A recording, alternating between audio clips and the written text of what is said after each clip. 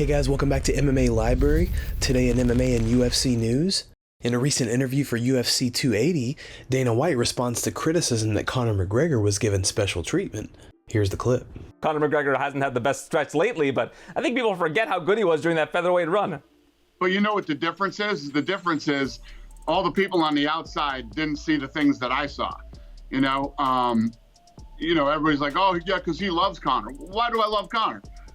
Why? Because he makes money. Everybody makes money. I like Conor because I was in the trenches with Conor when this stuff was going on, and that I'd walk into his house that he rented in Vegas, tell him the fight was switched. Believe me, there's a lot of guys who talk like, oh, I would have fought this guy, I would have done that. When I'm on the phone saying, here we go, we got 4 days and we're changing opponents, the story's changed, believe me, behind the scenes. Conor McGregor, I was there every single time, never flinched, never hesitated to take any fight. Believed in himself and fought these fights when people thought he wasn't ready, and the kid made a ton of money. And, when you say Conor hasn't had a good run later, well, that's what happens when you're his age and you make over $100 million. It just, money changes everything. Another Friday has passed, and this week, Dana tries Keto puppy chow. Let's take a look. What's up, everybody? It's Friday here at UFC headquarters, and today we're going to be trying the Keto puppy chow. Melt together sugar-free chocolate, peanut butter, and butter. Pour that onto pork rinds and mix it up with keto sweetener. All right, here we go.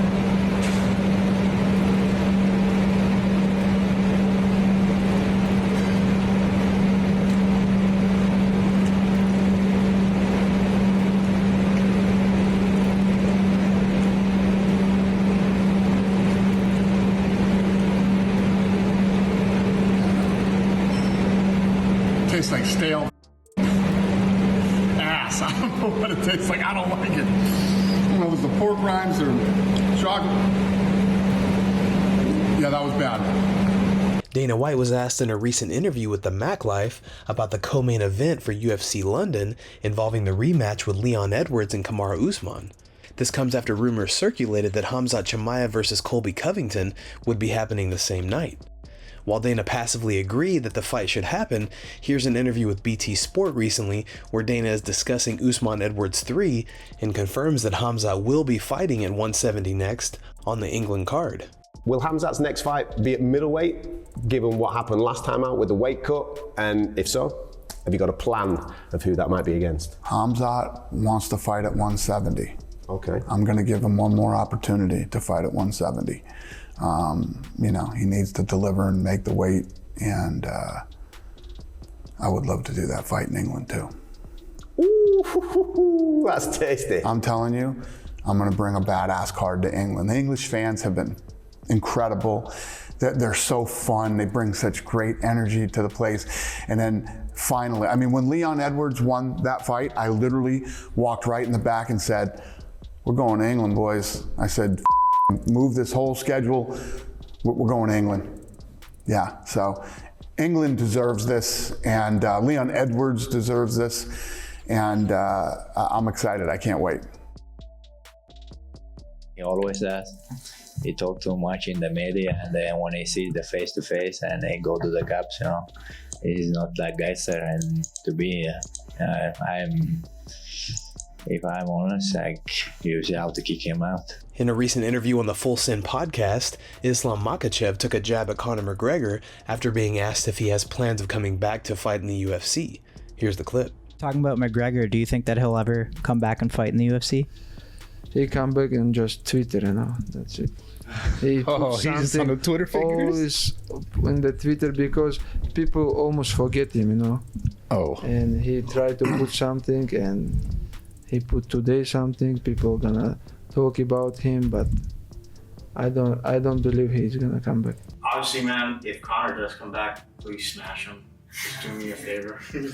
I'm not gonna. Every fighters try to call him after the. I'm not gonna call him after the fight because I want to fight with real fighters who deserve the title. In a recent video uploaded to his YouTube channel, Chael Sonnen spoke about the possibility of Khabib coming back to fight. Khabib came out yesterday. Khabib is doing a lot of media right now. possibly more media than I've ever seen Khabib do. Khabib is doing more media to serve his disciple, Islam, than Khabib used to do when he had a pay-per-view to sell. But Khabib came out, and everybody's got to ask Khabib if you're coming out of retirement. Khabib said no, and he went even a little bit further. He said that fire is gone. I don't have it. And it's very relevant because now he's talking about what John Smith talked about. He's talking about what Gus talked about. But you don't see a lot of champions in that spot as young as John Smith or Khabib, as successful as John Smith or Khabib. You don't see a lot of that. Not very many guys can leave the sport and want to stay gone. But for a guy to say that I don't have the fire, oh, and by the way, I never really did. I never really had a passion for that, though he won every damn round that he ever did.